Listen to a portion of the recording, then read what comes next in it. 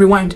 She intentionally gets pregnant and removes it so she would be sure she could get pregnant. This is story time of 9 guys telling us when they realized she wasn't the one.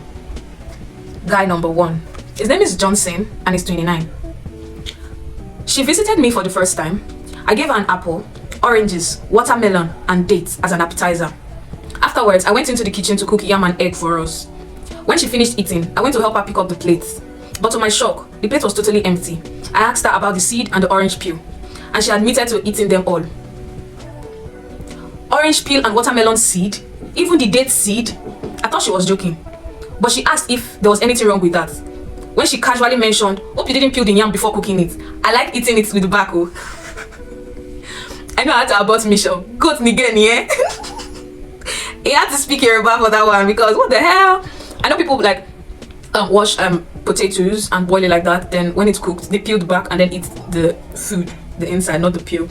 But this is like a whole discovery because what? Guy number 2. His name is Dami and he's 26. We met online and became friends. We decided to meet a week later as she lived nearby. The moment I saw her, I realized I had never seen her full picture before. She had the curviest figure 8 ever, making me question if I was fit enough to be seen outside with such a beauty. I also already started rethinking my life, wondering if I would be able to date someone like her with this my pot belly. As we entered the restaurant, all eyes were on her. Before the end of our date, 4 guys approached her for her contact despite my presence. She snubbed them though. I blocked her when I got home because even my wawa ex showed me shaggy, not to talk of a cute damsel. Brother was preventing himself from premium breakfast. But the boldness of those 4 guys that actually approached her, saying that she was on a date with someone else, is at the peak of it all. Guy number 3. His name is Aziz and he's 29. On our first day of talking, she sent me pictures of about 10 dresses, numerous shoes, and bags that she liked. She also provided contacts for places she would love ordering food from, in case I wanted to surprise her with lunch.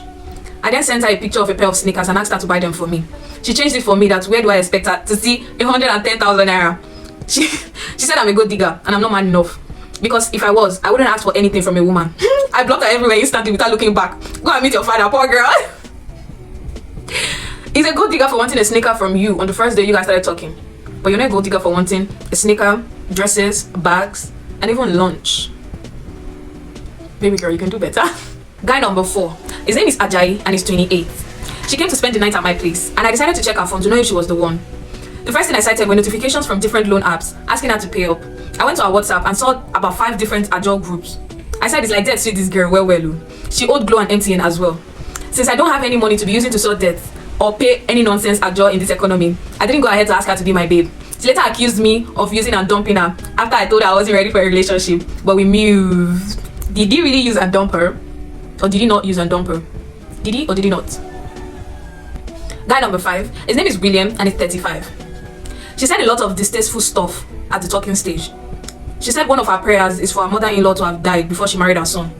She said she only wants to give birth to female children and that if she mistakenly gave birth to a boy, she would send him back to where he came from. I asked why, and she said because men are scum and she's not willing to bring another scum into the world. She said she wished men could go into extinct and leave women alone, like leave the world for women. I said including your papa, and she said yes. She said she watched a movie where a woman planted a poisonous plant at the back of the house and she wants to do the same. I said for what? And she said so she can use it to make tea for anyone that offends her. I said God will heal you and I won't be a scapegoat. What? I have to ask, is this particular story real? Because that's deep. Deeper than the ocean even. Because sis, calm down now, it's not that deep. Ha! Oluwao. Guy number 6. His name is Joshua and he's 30. I took her home for the first time on a Friday night. I woke up to a sparkling clean house on Saturday. I could even hear the washing machine running. She was washing my clothes. How come? When did you wake up? Those were my questions. She was just smiling and asked if she could make rice. I told her not to worry, that I would make spaghetti to the stew that she made.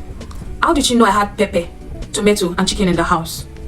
All the money in my drawer is safe, sha. I just went into the bathroom to wash my face. The next thing, she already put the spaghetti on fire. I've never met a girl so desperate in my life. I made sure she left my house that day before she turned to Mario. I had to change her name to Desperado on my contact list. I didn't need a maid. I needed a sweet girl that would cuddle me till I'm ready to leave the bed. Bro, is that really desperate? Maybe that's just how she's wired. You know, there's some people that are used to waking up really early, whether they're going out or not. There are some people that Saturdays they must do cleanup. There are people, they're just different. People are just wired differently. Do you get? So I feel like if you had told her that, babe, this is just like extra. Guy number 7. All right, so his name is Nathan and he's 30 as well.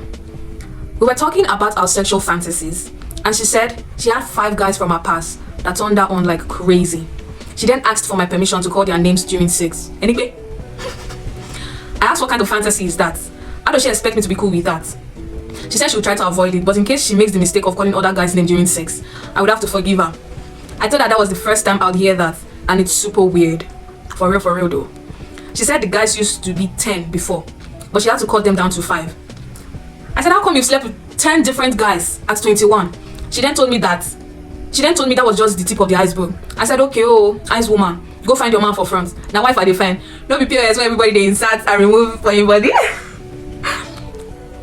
But not even 10 at 21. I feel like she divulged too much information. Brother was not taking any chances, right? Oh my, things they happen for real. Hey, guy number 8. His name is Ade and he's 32. Testing her fertility is like a ritual for her, she said. She said at least twice a year. She intentionally gets pregnant and removes it. Rewind. She intentionally gets pregnant and removes it so she would be sure she could get pregnant. I said, why not just go to the hospital for fertility test? She said that one a long process. This girl with this whack mentality is not even an illiterate. She graduated from university. I asked how many times she has done this before.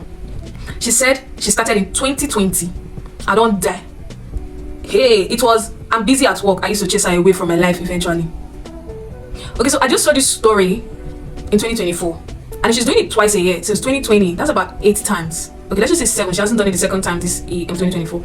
Sis, why are you doing that? Like, that's the really whack mentality.